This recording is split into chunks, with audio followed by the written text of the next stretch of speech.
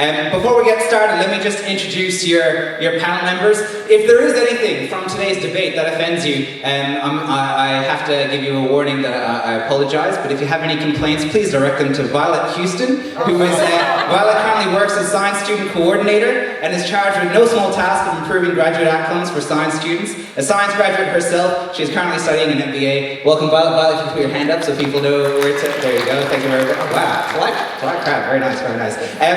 Next up, we have Meow. Meow is Sydney's most infamous biohacker and is co-founder of BioFundry, Australia's first open access molecular biology lab. He also doesn't have a chip on his shoulder, he also has it on his hand. Welcome, Meow. That's an inside joke. Meow is infamous, you may have noticed him. He was on the news this year. He is known for putting his Opal card within his hand. He's implanted it in there, caused a lot of strife, but we'll touch on that later today.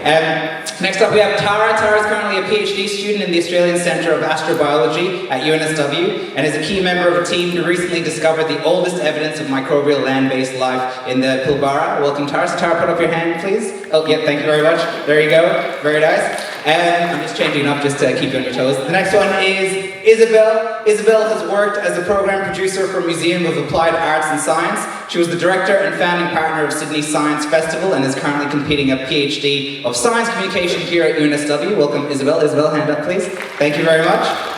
Then we have Dave. Dave is the principal of DCS Technical and Industry Chemistry alumni of UNSW and a frequent careers in science guest. Speaker here on campus. Welcome, Dave. And thank you very much. And lastly, have I missed anyone on the panel? Kirsten. Ooh, this is awkward. Sorry about that, Kirsten. Kirsten is currently a student in UNSW Science, so big things to come, big dreams from Kirsten. Works at Sydney Observatory and is now interested in the research of Aboriginal astronomy to enrich her cultural link to the stars. Welcome, Kirsten. So thank you very much. Round of applause for Kirsten and all your panel members. To get us started with today's questions, there are no jobs in science. This is the debate topic for today. So the first question that we're going to look at actually stems from a video. Excellent. So with that video, I think an important thing that I was touching on was this idea that jobs are changing, right? The jobs that were present 50 years ago, a certain percentage of them, you could say a vast percentage of them, especially with the internet age, has completely changed over time and what careers we're getting used to. So an interesting infographic that we see here. This is about 5,000 Australians aged 18 to 29, and it's termed Genui career fear. So it's what their greatest concerns are. One is concern of getting a career-related job. Job prospects in my field are not very strong, and I'm considering further study because my jobs prospects do not seem applicable, right? So there's a number of fears that are there, and I think the first question to open up to the panel is this idea of how do you prepare for the future when the future is always changing? Any thoughts there? So my mate's professor went through university in the 70s and he got told, oh, you shouldn't even bother finishing your degree because by the time you're graduated, all the jobs will be automated and you'll have to take a degree in recreational studies at the beach.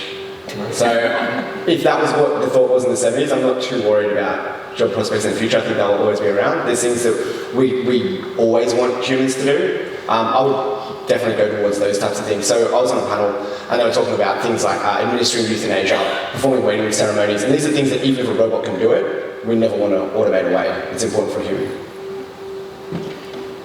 Any other thoughts? Yeah, I have one. So in terms of career prospects, I think we really limit ourselves in the way that we think about careers. So we think about occupations, like I'm going to be a scientist or a doctor or a lawyer, but the future is going to be so disruptive and there are going to be jobs that don't even exist now. So how do we train ourselves for it? How do we prepare for it? And the way that I teach science students now is to think about a problem you want to solve, not an occupation you want to do, because you're going to have multiple occupations.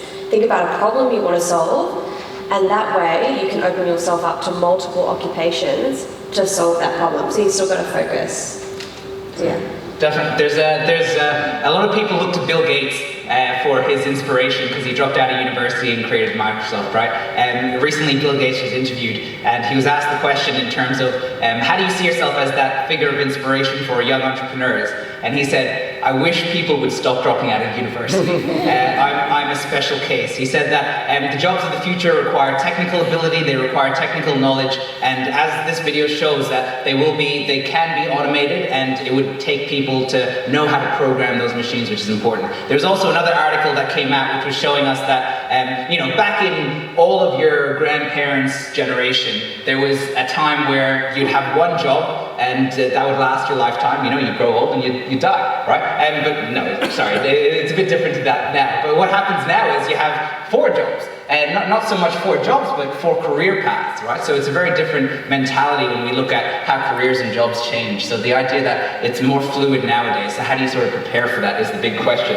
I guess leading into the next thing is, I mean, Australia, our education system is getting better and better in terms of we're becoming more educated, yet we're not being educated in the way that prepares us for the future. There's another excerpt here that says, generations are desperately arming themselves with qualifications in the face of the toughest job market in more than 20 years. What do people think in terms of this idea of continually upskilling or qualifying a number of times? Any thoughts, Dave? Look, the first thing I would say is, when we come to how the workplace is going to change, you can automate a task, you can't automate intelligence and creativity. And the modern world is all about communication, cross-collaboration, cross-fertilisation of ideas. So when we go to university, what we learn is not a set of skills, but a way of thinking, a way of communicating. Ultimately, what you do is you learn a language. So when we go out into the world, I mean, look, what you've just said is absolutely true, right? We're all going to have multiple careers, and it's going to happen to you, it's going to happen unexpectedly. When I lost my job in the mining industry, I said, how can this happen? It's the only industry in the world where running a company to the ground is a good thing. But ultimately, the world is, there's vast opportunity for people who think like scientists. They may not be wet chemistry jobs, they may not be a bio job in a white lab coat, but there's a vast opportunity for people who think like scientists, who think empirically and logically, who set aside their thinking about it and just look at what's the problem ahead of me. Yeah, go on. I also think, like you were saying, creativity, ideas, that's stuff that robots can't come up with. And I actually I disagree with that, because if there aren't the job prospects out there that you want, you have the opportunity to create them. So you have the skills to come up with ideas, problem solve. So, and I really like what you said about come up with a goal, a problem you want to solve in life. If that's how you're thinking, then you have the opportunity to go out and create that for yourself to solve that problem. You don't need a job to be there for you, you can create it for yourself. I'm actually going to disagree with 2 of the panelists about robots not being able to create or innovate so in this kind of fashion. So when we think about this, there's 2 different forms of artificial intelligence, and it's splitting up now. So traditional artificial intelligence is machine learning. So you get it to optimize a task that needs doing. This is very good for like paralegal work and journalism. So you've probably all read news reports that have been written by bots, little computer algorithms. So, but what we're seeing now is the emergence of artificial general intelligence, and this is something that comes and watches what you do, and even creativity is a process. So you can teach creativity, you can teach ways of thinking about stuff, and you can actually, we're starting to see the first robot musicians and artists coming out now. I've actually listened to Emily Howe's album, and it's classical music, highly structured, but no one had ever written this before. This is written by a machine. Sure, look, I'll grant you all of that. I think what you would agree with me though is, regardless of whether the job market is good or bad, a good candidate who knows what they're doing, who knows how to go out and find work, will always find work. Most definitely. And I think we need to actually get rid of this concept of like full-time work and things like this, and decouple work from income. So I'm a big fan of universal basic income to allow people to do the things that they're good at without having to rely upon that for work. My friend is a professional puppet maker. Really cool job, but he earns less than $50,000 a year, and he's subject to the gig economy. What's the new movie coming out? What's the new production? And he should just be able to do that full time. I think we'd all be happy if he did that. Yeah, I'd like to agree with that too. Like, you don't need to have just one job when you're doing something. Like, consider me, I have 4, maybe 5, if I think correctly, 5 different jobs that I do from day to day. I umpire netball, I do things like this, I work at Sydney Observatory, show people the stars, it's really cool, come along. But like, you don't have to do just one thing at one time. You can do anything you like. If you like multiple different things, do them all. Who cares? if you enjoy what you do, you'll be wealthy anyway. Yeah, I would agree with that. So firstly, I don't know if I'm qualified to answer this question because I've been studying for 7 years. But before I started studying, I had a whole bunch of different jobs, and a lot of those jobs and talking about, upskilling and stuff. I worked in real estate, I worked as a personal trainer, so I'm a geologist now. I worked in bars, I worked in an aquatic center, I did sales, and all of those things I think actually make me more of a well-rounded person. So I feel like you don't necessarily have to go down a particular path and just be sort of so focused on one thing, kind of like I am now with a PhD. But anyway, so making yourself more well-rounded essentially is really what's going to probably get you somewhere in terms of a career down the line. And that's the most important thing. It's not about trying to figure out exactly what you're going to do and what kind of place you're going to end up. It's really about making yourself well-rounded and finding out what your talents and what your skills are and what your interests are, because you're going to be really good at doing things if you're interested in them, right? So anyway, yeah, that's... And it's also about making the most of whatever you do. So I had a candidate come to me the other day and say, I've been working as a travel agent. How is that possibly going to help me in a job in science? And I said, look, a travel agent is all about excellent communications with your client, and it's all about empathy and understanding. What is it that the client actually needs, and what is it that they want out of a holiday? We're often, which they can't even necessarily articulate themselves, and then finding the right solution that fits their need. Well, the same is true of science. You're looking past what the person is asking you to what's the fundamental problem that needs to be solved, and then communicating with the people around you to find that solution. I think a lot of valuable points raised there, and I think interesting, just off the back of that, it's this idea that a lot of first-year university students, when I teach first-year university students, a lot of them tailor their degrees to their skills that they have currently. The true reality is when you go into university, not a lot of you have skills that would be employable within 5 years, and a lot of people are limiting themselves with opportunities as a result of that. A key message which a lot of undergraduates or even postgraduates miss out on is the idea that skills can be developed, and talents can be developed, and passions can be developed. And I think that's what everyone on this panel is sort of saying when they say make yourself a well-rounded person. You don't need to be able to see that bigger picture in order to be able to start working towards it. And I think that's an important part of your university experience, right? UNSW, that's just a plug for UNSW there. So the next thing there, look, the next question, I think there's a number of things here, but I think one point of interest is, should a degree be seen as an instant ticket to employment? Should students still go to university? So say we had the ability to craft our utopian society. What do the panelists think in terms of, should a degree be a ticket? I mean, you've put in 3 years or 4 years of hard work. Should that be a ticket into a job? No. No to the first, but yes to the second. Okay, cool. Yeah, definitely. Do a degree. It helps. I mean, probably of the panelists here, I'm probably the least experienced person, and I have 5 jobs. I mean, nah. But it's definitely recommended. It does help. Gives you qualifications. But then again, the most common thing when you go through your honours, you do your PhD, you're like, no, sorry, you're too qualified. Well, and academia isn't for everybody. In school, I actually really, in my undergrad, I kind of just got enough marks to get into postgrad, and postgrad's really where I bloomed.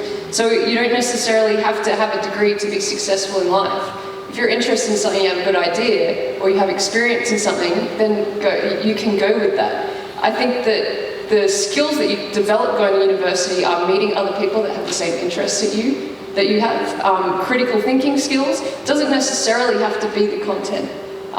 So it's a good pathway in terms of trying to open doors, but it doesn't necessarily mean that you'll do a degree and then go and get a job that's related to that degree. That's completely fine.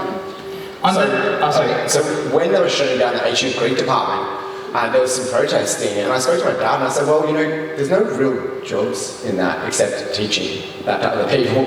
So I'm like, I kind of don't see why we shouldn't shut it down. And he said, this is a wealth of knowledge. Not everyone who gets a degree is getting that to get a job. And I think that really changed the way that I saw university. That university isn't necessarily about getting a degree and getting a job, it's about building other skills up. So I think it's really important to go to university regardless of what you want to work on. And it might also help you find out what you want to do. Because yes, you're going to you know, build skills, gain knowledge, which is really important. But, you know, a lot of the time, a lot of people start university having an idea of what they want to do, come out of university doing something completely different. So it'll just help you find what you actually love and want to do with your life. So what is it that you think, so just to follow up from that question, what is it that you guys think would be beneficial for students to make the most of their university experience? If you're saying that content is important, but it's not the be-all end-all, what is it that makes a university experience such a great experience that would lead into a job? I think if like, take the opportunity to do as many different things as you can, gain as much experience, you know, be on committees, you know, play sports, try different, you know, you have electives, try different things in different departments, try to gain experience and skills and knowledge in all these different areas, just to kind of explore, and that'll also help you just be a more well-rounded person as well. The most, for me, the most valuable thing about university, and the reason why you're paying to go to university, and the reason why you spend 3 to 5 years of your life at university, is the people that you meet. It's your network. So it's your network. I think it's about, what, 70% of jobs you get through your network, not through seek.com or Jora or some kind of job searching site. It's your network. That's the most valuable thing, and that's what you're paying for. So that's why co-curricular activities are valuable, because you're meeting people outside of your study area. The people that you study with, the people that you sit next to in your class, they're your future colleagues, possibly your future bosses, possibly the person that's going to land you the job that you really want. That's the valuable thing, not, I mean, what you study is valuable too, but the most valuable thing, your network. And if I could sort of draw on both what you both said, for me, the biggest mistake that I made as an undergraduate was not cultivating friendships with my peers, but the biggest thing that I did right was those friendships that I did cultivate were outside my degree, through all of the social and sporting stuff that I did, so that when I emerged into the world, I had a diverse network rather than just a concentrated network. And the diverse network was really useful for my career. The fact that I hadn't pursued my concentrated network among my direct peers was a big handbrake on my career. So, and the best place to meet people is at the Roundhouse. I think the Roundhouse, the pub, is like probably one of the best assets you'll ever have. Go down and have a couple of beers. What's that? It's now the Greenhouse. I've been away too long. Yeah. So I remember debating a philosophy student after 2 years, knowing what I just heard in the lecture and going, no, you're wrong. And they turned the whole thing back around and gave me a really, really big appreciation for the humanities. And I still work with people that I met at the Greenhouse. What was the Roundhouse? What was the Roundhouse? It's on the and if it wasn't for university, I never would have got married. You know, I need time to grow on someone. Yeah. Same thing as well, like, it's going on what you said, Violet, like, it's your network that gets you the jobs. How I got my job at Sydney Observatory, I went on a date. I may not have gotten a great love out of it, but I got a job. So, I mean, there you go. Out of interest, how many people, hands up, how many people have heard of Khan Academy? Khan Academy? Oh, there you go, very nice. You're all well educated, very nice. So, Khan Academy, if anyone doesn't know the backstory behind it, it was created by one man, Salman Khan, and the people who work in Khan Academy now, once that business started to grow, were the people who were sitting next to him in the lecture hall, his friends, and that's a multi-million-dollar business that Bill Gates now backs. So it is truly about those network connections, which I think Meow and Violet were all saying, everyone on the panel. Look, for the last question, just to finish it off, there were a number of questions here, but I think one of the most important questions is, should we study what we love? I think here's an important infographic that says the top 10 skills, and this is a science degree, does it help with these skills? I'm going to couple it, does a science degree help with these skills?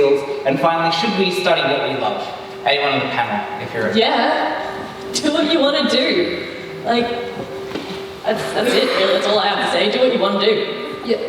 Well, and YOLO, like, seriously, I was reading like people's regrets, don't ask me why, but I was reading people's regrets on their deathbed, and one of the biggest ones was that they regretted not doing things that they were interested in life, because they were too scared to pursue them, thinking they wouldn't be successful.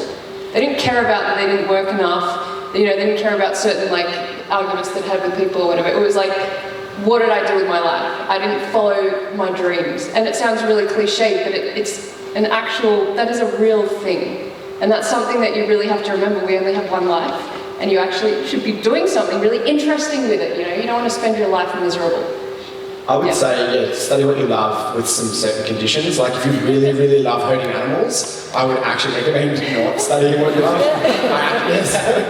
But most definitely, like if you love it, you can make a job out of it. I'm just starting a new company now. I graduated, I was a very atypical student. Like I was here for 7.5 years and didn't get a degree. I eventually did, but I ended up creating not just a job for myself, but an industry. So if you really love it, and I've been through 3 girlfriends, they're like, it's me or the lab, I still got my lab, you'll make the job for you. And more than study what you love, do what you love. I mean, you spend way too many hours at work not to absolutely love what you do. And there's so many, I mean, we talk about the phrase, one door closes and another door opens, but I don't see the world that way. The world is a series of open doors. You have so many opportunities to just go out there and find that thing that you love and do that. You know, look, I mean, when I hit my midlife crisis, and you know, the other blokes around me, they're going out and they're getting their young girlfriends and their sports cars and that sort of stuff. And I said to my wife, you know, maybe I should try that. She said, you should try stand-up comedy instead. But what she actually said was, you think you're so funny. So I started stand-up when I was 40 years old. And you know, I absolutely love it. So. And just to extend Dave's analogy, so often we have all of these different analogies like career pathways and doors opening. But the way I see it is your university degree is like a bulldozer, and you're using that to create a pathway for you. You're not walking down some nice little paved yellow pathway to Wonderland or something. You're creating your own path, and it's your university career, your networks and the things that you learn that's creating it for you. So you have to drive your career yourself. You cannot expect someone to hand it to you, and the only way that you're going to put the passion and the effort and the time into bulldozing a path is if you like what you're doing. So yeah.